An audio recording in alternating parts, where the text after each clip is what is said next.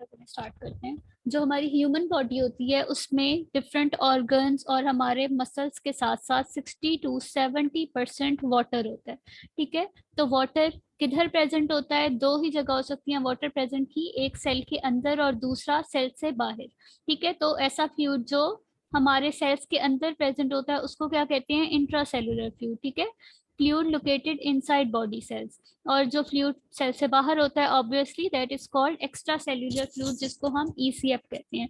ठीक है, तो हमारी बॉडी का कल भी हमने पढ़ा था कि मोस्ट फ्लूइड जो होता है वो कहाँ प्रेजेंट होता है? सेल्स के अंदर। ठीक है, तो 40 में से 25 लीटर 63% कहाँ प्रेजेंट है? In inside cells, that means it is intracellular. और 15 लीटर प्रेजेंट है outside the cells, extra cellular. ठीक है, फर्दर इस 15 लीटर का एक्स्ट्रा सेलुलर फ्लूइड के दो पोर्शंस होते हैं, एक इंटरस्टिशियल फ्लूइड और दूसरा ब्लड प्लाज्मा। ठीक है, कल भी हमने ये चीजें पढ़ी थी। तो जो हमारा 37% एक्स्ट्रा सेलुलर है, उस एक्स्ट्रा सेलुलर फ्लूइड में से 80% इंटरस्टिशियल फ्लूइड होता है और 20% ब्लड प्लाज्मा होता है। मुझे 2 मिनट का टाइम दीजिएगा।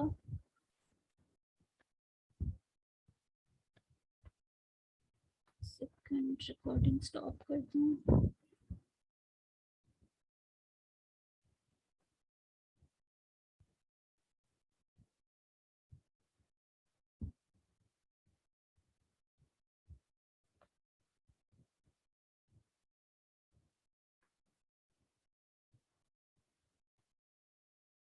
अच्छा, तो हम क्या देख रहे थे? हम फ्लूइड्स के बारे में पढ़ रहे थे। 15 लीटर से 37% जो होता है total fluid in our body, वो क्या होता है? Extra cellular. और फर्दर वो दो पोर्शंस होते हैं उसके, एक तो इंटरस्टिशियल होता है। इस इंटरस्टिशियल में सारे फ्लूइड्स आ जाते हैं, लिम्फ, साइनोवियल फ्लूइड।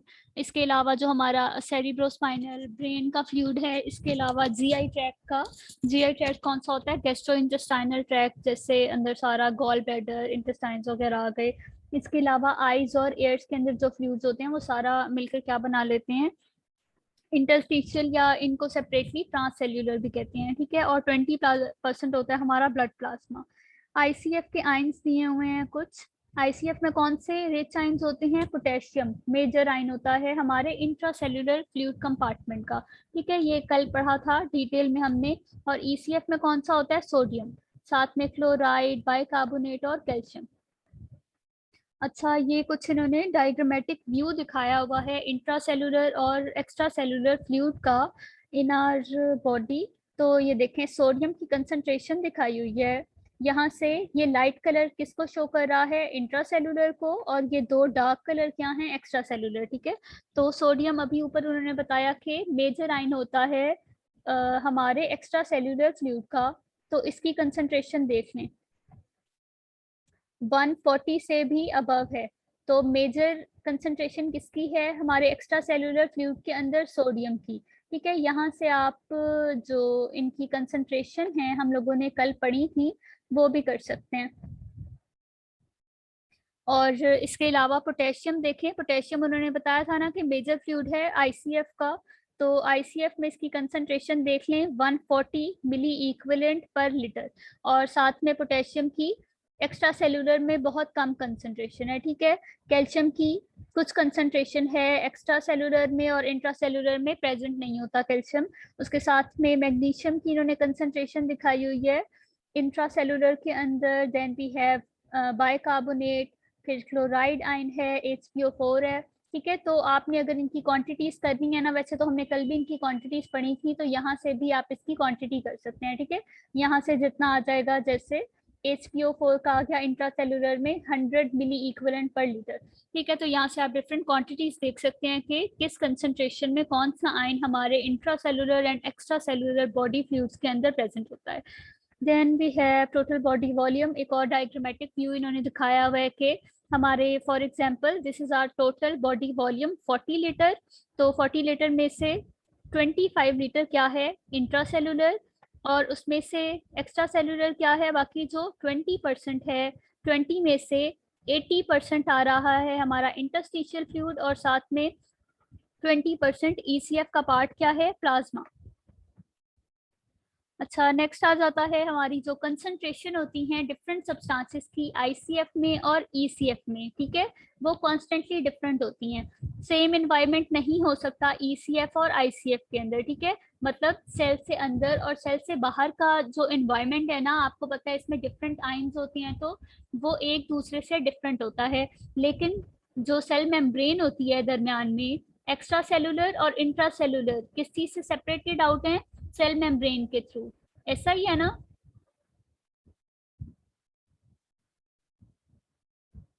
हेलो, सुन रहे हैं आप लोग मुझे? जी मैम। किसी को कुछ ना समझ आया करे तो मुझसे पूछ लिया करें। जी मैम। अच्छा, तो हम क्या देख रहे थे कि हमारा ईसीएफ और आईसीएफ किस चीज से सेपरेटेड होते हैं? सेल मेम्ब्रेन से। और ये जो सेल मेम्ब्रेन होती है ये क्या होती है? Selectively permeable. सेलेक्टिवली परमिएबल का क्या मतलब है? कि ये कुछ स्पेसिफिक सब्सटेंसेस को अपने अंदर से पास होने देती है, ठीक है। तो जिस चीज की भी जरूरत पड़ती है इनसाइड सेल, तो हमारे बाहर से ईसीएफ से कुछ जो आयंस हैं वो अंदर चले जाते हैं सेल मेम्ब्रेन के अंदर, इसी तरह हमारे सेल के अंदर।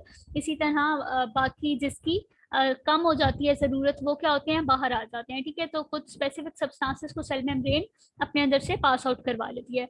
इसके बाद वो क्या बताने हैं कि फ्लूइड बैलेंस। फ्लूइड बैलेंस क्या है? बैलेंस का मतलब होता है किसी चीज का मेंटेन करना, किसी चीज का प्रॉपर लेवल मेंटेन करना। तो fluid balance refers to proper levels of water and electrolyte being in various body compartment according to their needs, ठीक है। तो ये क्या चीज हो गई? होम्योस्टेसिस। होम्योस्टेसिस क्या होता है? किसी चीज का एक कांस्टेंट एनवायरनमेंट मेंटेन करना। तो फ्लूइड बैलेंस भी क्या है? वही चीज है कि जिस चीज की जहां पर जितनी जरूरत है, फॉर एग्जांपल जितने इलेक्ट्रोलाइट कंसंट्रेशन की जरूरत है या जितना वाटर की जरूरत है, उसको मेंटेन करने को क्या हम कहते हैं? फ्लूइड बैलेंस कहते हैं। अच्छा, नेक्स्ट आ गया ऑस्मोटिक प्रेशर। ऑस्मोटिक प्रेशर क्या होता है? कल भी हमने डिस्कस किया था कि जो प्रेशर इलेक्ट्रोलाइट्स या आयंस या उसको कह सकते हैं हम सॉल्यूट, ठीक है, जो सॉल्यूट की वजह से प्रेशर होता है उसको हम क्या कहते हैं? ऑस्मोटिक प्रेशर, ठीक है। फॉर एग्जांपल हमारे पास कोई कंपार्टमेंट है या आप कह लें कि सेल है, इस सेल में जो आयंस प्रेजेंट हैं उनकी वजह से जो प्रेशर होगा उसको हम क्या कहेंगे?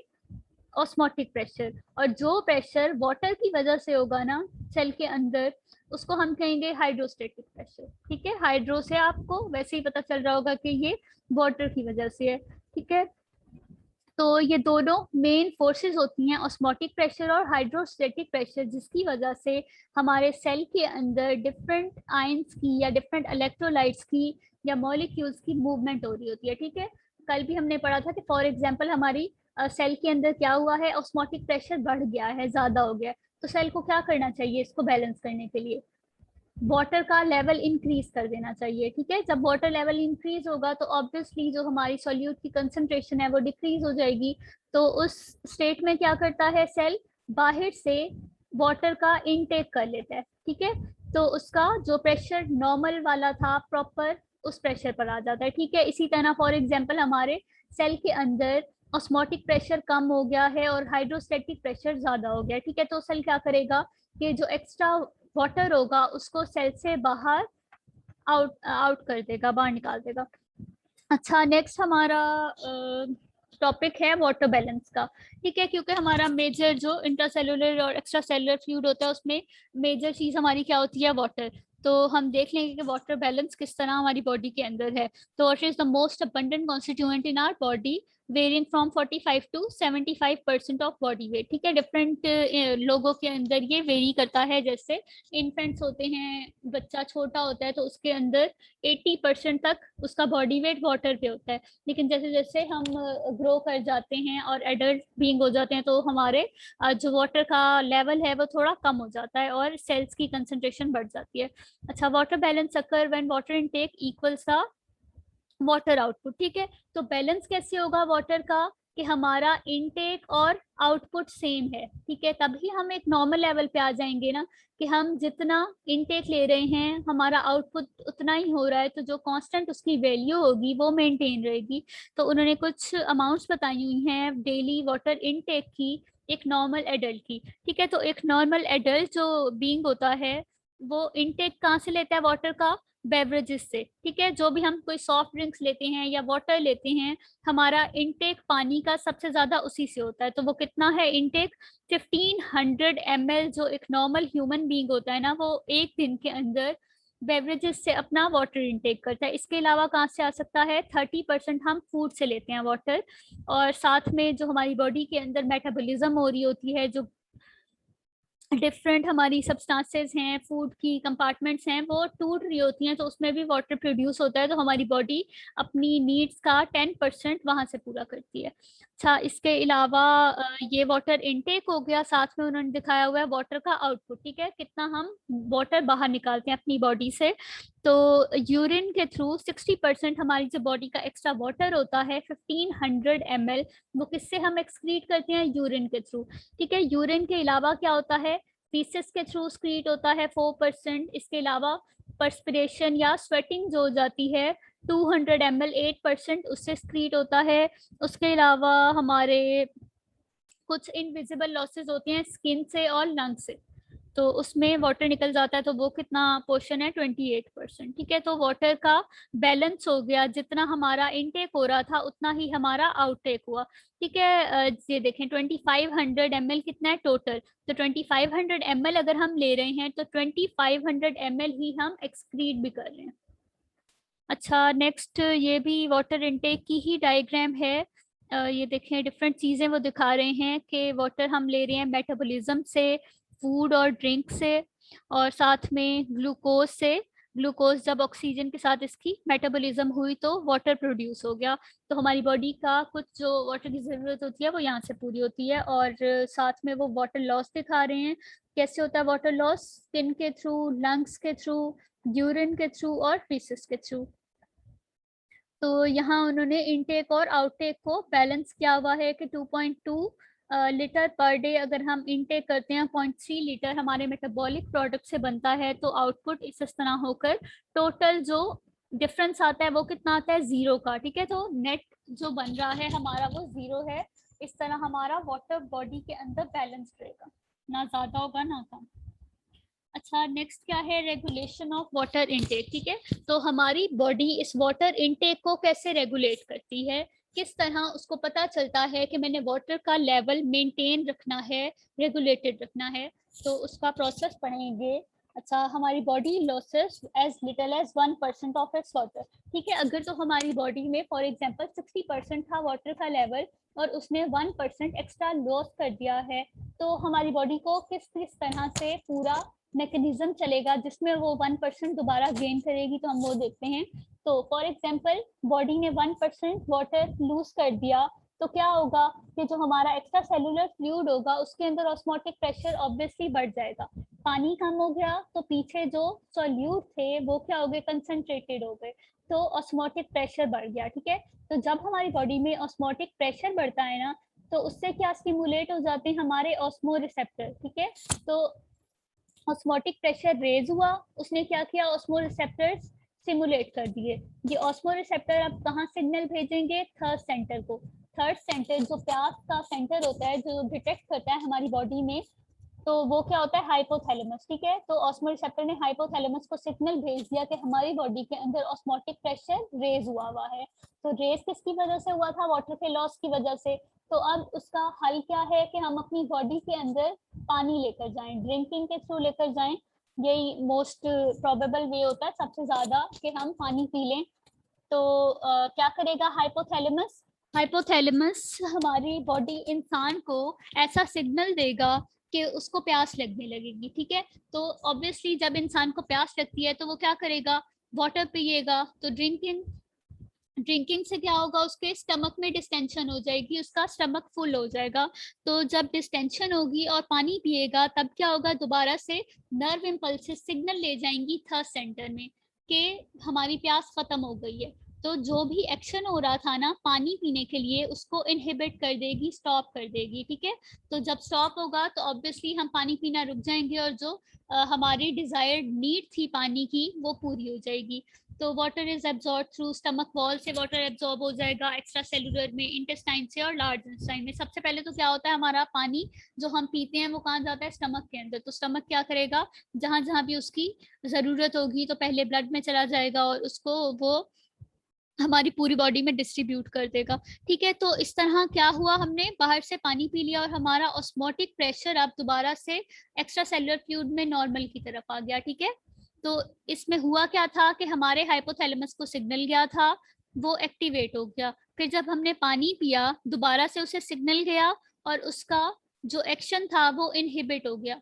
ठीक है, तो इस टोटल में वाटर की रेगुलेशन हो गई और वाटर अपनी नॉर्मल लेवल पर आ गया। अच्छा, नेक्स्ट क्या है, event in regulation of water output. अच्छा, ये क्या था, वाटर इनटेक की अभी हमने रेगुलेशन पढ़ी थी। अब वो कह रहे हैं कि वाटर आउटपुट की रेगुलेशन कैसे होती है। एक तो डिहाइड्रेशन से। ठीक है, फॉर एग्जांपल हमारा बॉडी में से एक्स्ट्रा जो पानी है वो बाहर चला गया है, तो उसकी रेगुलेशन कैसे होती है। Extra cellular fluid become osmotically more concentrated. Obviously जब हमारी बॉडी में डिहाइड्रेशन हो जाएगी, डिहाइड्रेशन क्या होती है, पानी की कमी। तो पानी की कमी होगी तो पीछे जो एक्स्ट्रा सेलुलर फ्लूइड होगा उसमें सॉल्वेंट की सॉल्यूट की जो हमारे इलेक्ट्रोलाइट हैं उनकी कंसंट्रेशन रेज हो जाएगी और हमारा ऑस्मोटिक प्रेशर इंक्रीज हो जाएगा। तो ऑस्मोटिक प्रेशर जब इंक्रीज होगा तब कहाँ होंगे, ऑस्मो रिसेप्टर जो होंगे हाइपोथैलेमस में वो स्टिमुलेट हो जाएंगे। और किस चीज से स्टिमुलेट हुए हैं, हमारे ऑस्मोटिक प्रेशर की वजह से। ठीक है, तो हाइपोथैलेमस क्या करेगा, सिग्नल देगा हमारे पिट्यूटरी ग्लैंड को। पिट्यूटरी ग्लैंड क्या करेगा, एडीएच को एक्टिवेट कर देगा। एडीएच एक हार्मोन होता है हमारी बॉडी के अंदर। तो ये उसको क्या करा, इसने एक्टिवेट कर दिया। उसके बाद ब्लड जो है उस एडीएच को कहाँ लेके गया, किडनीज में। ठीक है, हाइपोथैलेमस ने क्या किया था, पिट्यूटरी ग्लैंड को सिग्नल दिया तो उसने एडीएच रिलीज कर दिया। अब इस एडीएच ने कहाँ जाना है, किडनीज की तरफ, क्योंकि किडनीज हमारी बॉडी का मेन पार्ट होती हैं जो वाटर को हमारी बॉडी से बाहर की तरफ एक्सक्रीट करा रही होती हैं। ठीक है, एक्सक्रीटरी सिस्टम किससे लिंक्ड होता है, किडनी से। तो यूरिन वगैरह सब कुछ कौन प्रोड्यूस कर रही होती है, किडनी। तो एडीएच अब कहाँ चला गया, किडनी में। तो किडनी में जाकर अब ये क्या करेगा, किडनी को के अंदर ऐसे आयंस प्रोड्यूस करेगा कि वो वाटर की रीएब्जॉर्प्शन कर लेगा।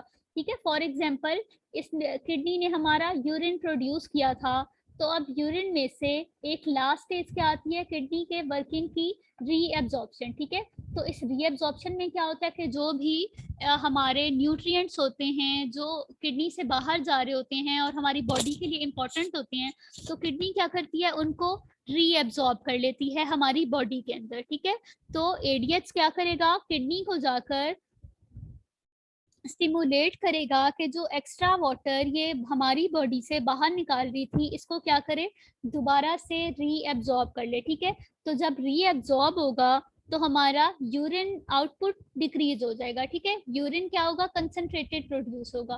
ठीक है, क्योंकि इसमें से वाटर किडनी ने वापस एब्जॉर्ब कर लिया हमारी बॉडी के लिए और फर्दर हमारी बॉडी के अंदर जो वाटर लॉस था वो मिनिमाइज हो गया। तो इस तरह जब हमारी बॉडी में डिहाइड्रेशन की कंडीशन हुई तो हमारी किडनीज ने क्या किया, उसको रेगुलेट कर लिया और वाटर का लॉस होने से बचा लिया। नेक्स्ट पॉइंट क्या है, एक्सेस वाटर इनटेक। ठीक है, अब ऊपर हमने क्या पढ़ा था, एक्सेस वाटर का आउटपुट मतलब डिहाइड्रेशन हो गई। अब हम देख रहे हैं कि अगर तो हम एक्सेस वाटर ले लें अपनी बॉडी के अंदर तब हमारी बॉडी क्या करती है, तो इससे जो ऊपर हमने प्रोसेस पढ़ा है ना, बिल्कुल उससे ऑपोजिट हो जाएगा। ठीक है, फॉर एग्जाम्पल हमने एक्स्ट्रा वाटर अंदर ले लिया तो ऑब्वियसली जो हमारा ऑस्मोटिक प्रेशर होगा वो क्या हो जाएगा, कम हो जाएगा, क्योंकि इलेक्ट्रोलाइट की कंसंट्रेशन कम हो गई है और पानी बढ़ गया है हमारे एक्स्ट्रा सेल्यूलर फ्लूइड के अंदर।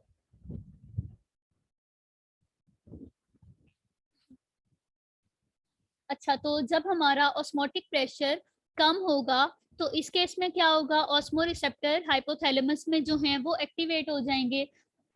वो ऑस्मो रिसेप्टर क्या करते हैं, पिट्यूटरी ग्लैंड को सिग्नल देते हैं। ठीक है, तो इन ऑस्मो रिसेप्टर्स ने पिट्यूटरी ग्लैंड को सिग्नल दिया कि हमारा पीछे से ऑस्मोटिक प्रेशर जो है बॉडी में वो कम हो रहा है। तो एडीएच क्या करता था, ऑस्मोटिक प्रेशर को बढ़ाता था किडनी में जाकर। तो अब ये क्या करेगा, इसको रिलीज कम हो जाएगी। ठीक है। तो जब ADH कम प्रोड्यूस होगा तो ये किडनी में भी कम जाएगा, और किडनी में इसने जाकर क्या करना था, वाटर को कंजर्व करना था। यही कर रहा था ना कि वापस रीअब्सॉर्ब कर लेता है बॉडी के अंदर। अब जब इसका रिलीज कम हो गया तो अब ये किडनी के अंदर जो वाटर कंजर्वेशन इसका फंक्शन है वो भी क्या हो जाएगा, स्टॉप हो जाएगा। तो अब जो हमारी किडनी की रेनल टिब्यूल्स थी वो वापस वाटर की रीअब्सॉर्प्शन नहीं करेंगी, और यूरिन आउटपुट जो है वो इंक्रीज हो जाएगा और डाइल्यूट यूरिन प्रोड्यूस होगा और हमारी बॉडी से एक्सेस वाटर एक्सक्रीट हो गया। ठीक है। तो ये दो प्रोसेसेस हैं, वाटर इनटेक के और वाटर आउटपुट के। नेक्स्ट है हमारा पॉइंट इलेक्ट्रोलाइट बैलेंस का। तो इलेक्ट्रोलाइट्स अभी हमने डिटेल में कल पढ़ लिए थे, तो आज हमें इतना पढ़ने की जरूरत नहीं है, हम सिर्फ एक ओवरव्यू देख लेंगे। इलेक्ट्रोलाइट बैलेंस मैंने आपको बताया था कि जरूरी होता है हमारी बॉडी में कि अगर तो कुछ पॉजिटिव आयंस जिस लेवल पे हैं, जितनी उनकी अमाउंट है, कंसंट्रेशन है, उतनी ही हमारी बॉडी के अंदर नेगेटिवली चार्ज आयन की भी कंसंट्रेशन होनी चाहिए।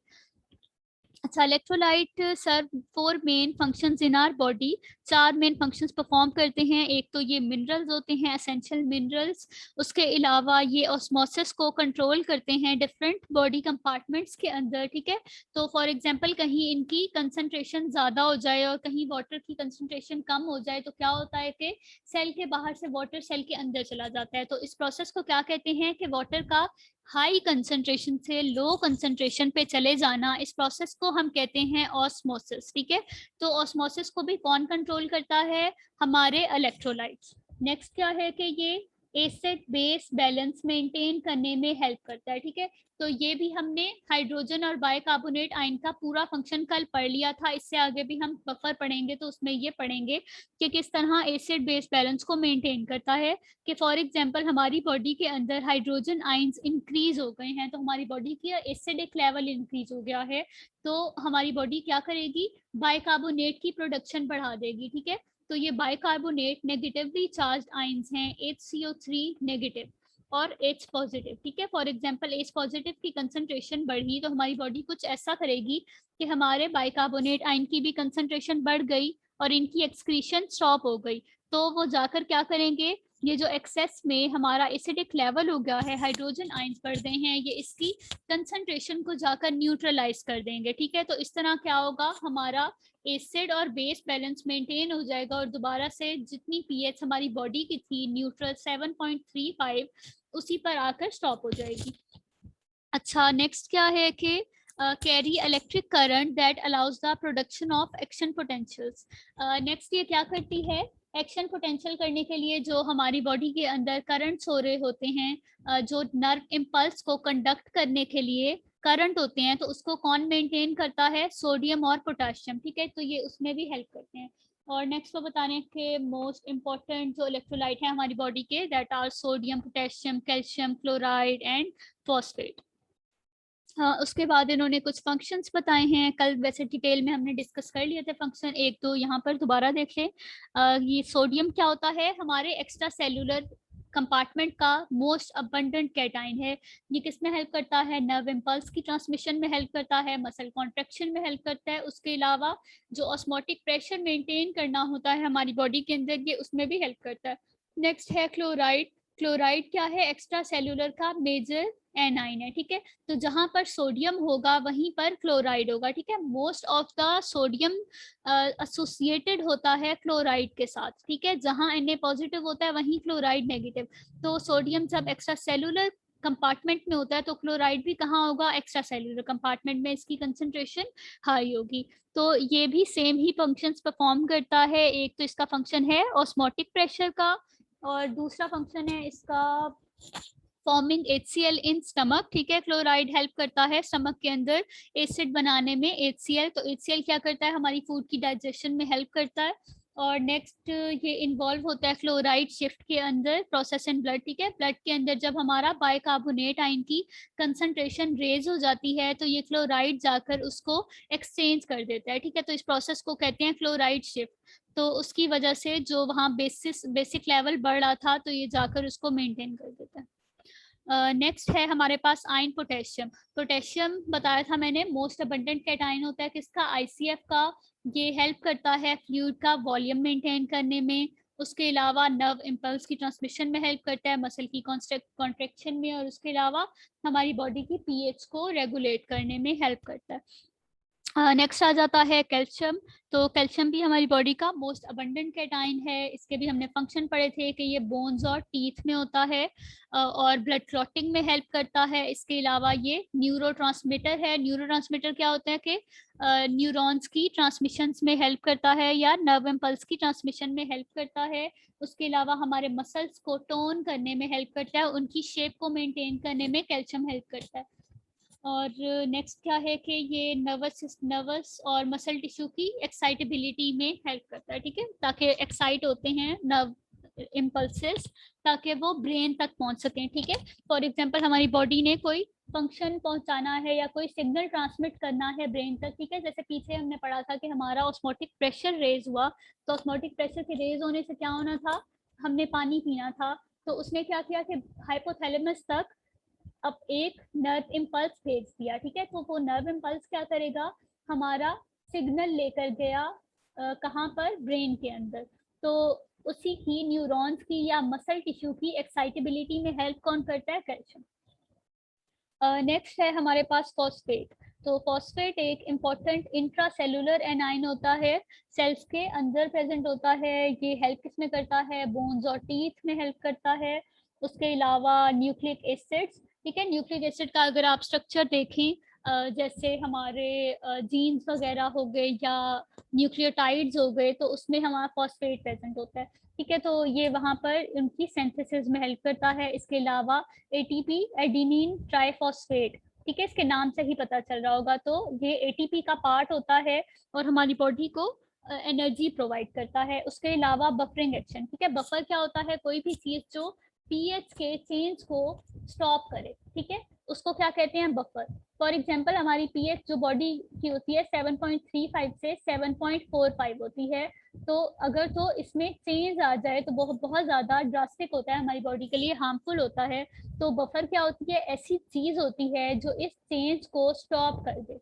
जैसे अभी कल हमने पढ़ा था बाइकार्बोनेट और हाइड्रोजन बफर। तो उसने क्या किया था, अगर तो हाइड्रोजन की कंसंट्रेशन कम होने लगी थी, तो बाइकार्बोनेट ने जाकर उसको बैलेंस कर दिया था। अभी आगे हमने बफर्स पढ़ने हैं कि हमारी बॉडी फ्लूइड्स के अंदर कौन कौन से बफर होते हैं, तो वहाँ हम डिटेल में पढ़ लेंगे। अच्छा, उसके बाद नेक्स्ट क्या है कि level of electrolytes are mainly regulated by these hormones, ठीक है। कुछ हार्मोन्स बता रहे हैं जो हमारे बॉडी फ्लूइड्स के अंदर इलेक्ट्रोलाइट का लेवल मेंटेन करते हैं, तो वो कौन कौन से हैं। फर्स्टली तो है एल्डोस्टेरोन, कल भी हमने डिटेल में पढ़ा था एल्डोस्टेरोन। ये कौन कह रहा है काफी है इतना, अभी तो शायद आधा घंटा भी नहीं हुआ। अच्छा चले हम ये वाला टॉपिक पढ़ लें, देखते हैं उसके बाद। आपके बाकी क्लास फेलोज पता नहीं कहाँ हैं, उन्होंने ना किसी ने मुझसे लेक्चर मांगा है, नो क्वेश्चन एट ऑल। पता नहीं उन्हें समझ आई है या नहीं आई, या उन्होंने लेक्चर सुना भी है। अब उन्हीं पे डिपेंड करता है, ना समझ आए तो मैं तो कुछ नहीं कर सकती ना, घर जाकर तो नहीं उनके पढ़ाया जा सकता उन्हें। अच्छा, नेक्स्ट क्या है, एल्डोस्टेरोन। एल्डोस्टेरोन रिलीज कहाँ से होता है, हमारे एड्रीनल कॉर्टेक्स के अंदर। एड्रीनल कॉर्टेक्स हमारे ब्रेन का एक पार्ट होता है, तो वहां से एड्रीनल एल्डोस्टेरोन रिलीज होता है। एल्डोस्टेरोन करता क्या है, increase in sodium reabsorption and potassium secretion at kidney tubules, ठीक है। तो किडनी ट्यूब्यूल्स में इसका ये काम होता है, सोडियम को कंजर्व करता है और पोटेशियम की स्क्रीशन करता है। उसके अलावा पैराथायरॉइड हार्मोन पढ़ा था हमने कल। ये किसको इतनी देर से क्लास में आना याद आया है। अच्छा, तो पैराथायरॉइड हार्मोन क्या करता था, हमारी बॉडी के अंदर कैल्शियम के लेवल को मेंटेन करता था, और ये रिलीज कहाँ से होता है, पैराथायरॉइड ग्लैंड से, ठीक है। तो कैल्सिटोनिन का भी यही काम होता है, ये भी हमारी बॉडी में कैल्शियम के लेवल को मेंटेन करता है। अच्छा, नेक्स्ट है हमारे पास regulation of electrolyte intake and output, ठीक है। तो ये जो हमारी बॉडी में वाटर का इनटेक आउटपुट, तो अभी हमने रेगुलेशन ऊपर पढ़ ली है। तो हमारी बॉडी में फॉर एग्जांपल अगर तो किसी इलेक्ट्रोलाइट की कमी हो जाए, तो हम किस तरह उसकी रेगुलेशन होती है। तो पहले पढ़ेंगे इलेक्ट्रोलाइट का intake. Electrolytes are usually obtained in sufficient quantity in response to hunger and thirst mechanism.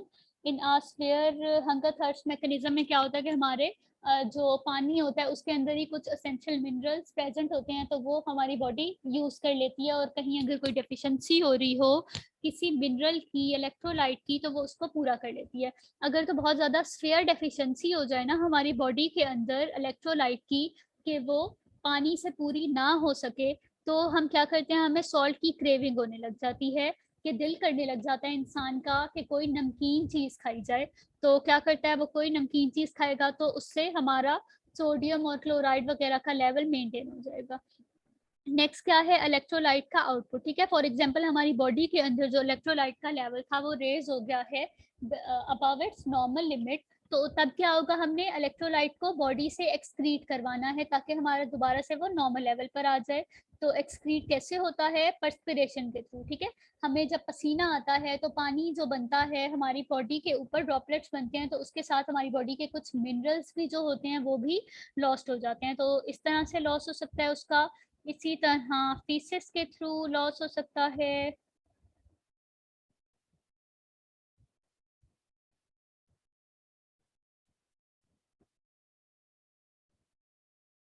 और नेक्स्ट क्या है हमारी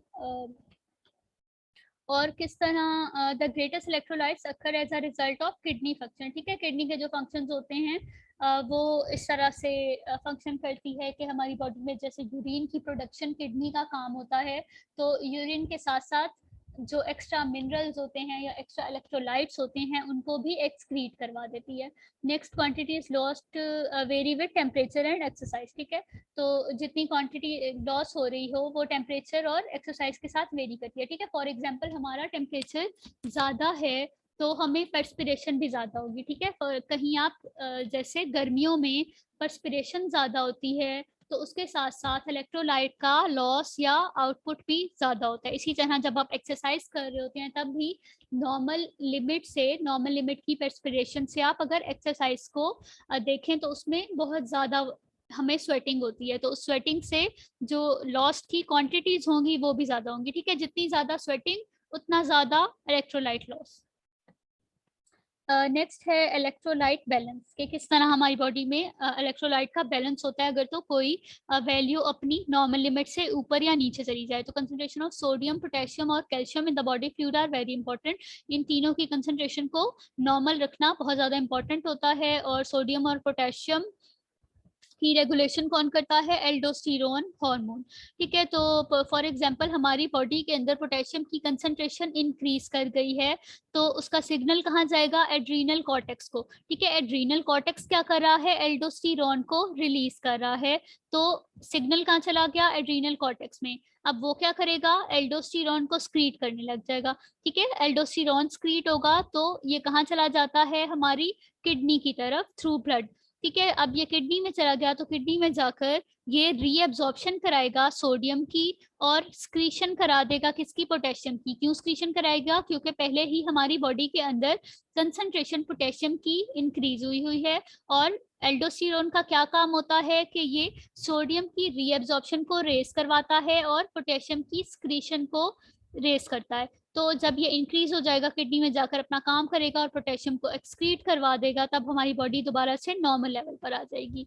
सोडियम आयंस कंजर्व हो जाएंगे और पोटेशियम एक्सक्रीट हो गया, तो जो नॉर्मल लिमिट थी हमारी बॉडी उस पर आ गई और इलेक्ट्रोलाइट का बैलेंस हो गया। अच्छा, इसकी तरह हमारा जो कैल्सीटोनिन है रिलीज कहाँ से होता है, ये थायराइड ग्लैंड से और पैराथायराइड ग्लैंड से कैल्सीटोनिन रिलीज होता है from the parathyroid gland. Regulate किसको करता था, ये कैल्शियम आयन की कंसंट्रेशन को रेगुलेट करता था। तो parathyroid hormone increases activity in bone reabsorption cells. ठीक है, कौन कौन से सेल्स होते हैं, ऑस्टियोसाइट और ऑस्टियोक्लास्ट होते हैं हाँ हमारी बोन्स के अंदर, जो रीअब्सॉर्ब कर सकते हैं कैल्शियम को, which increase the concentration of both calcium and phosphate in extracellular fluid.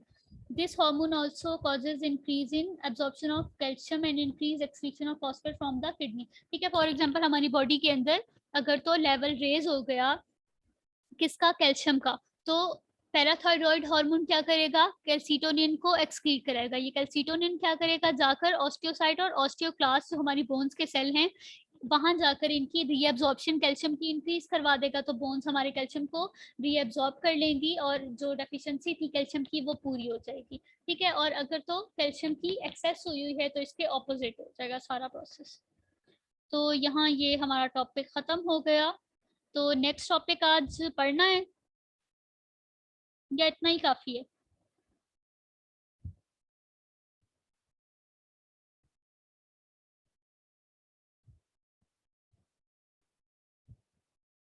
Hello.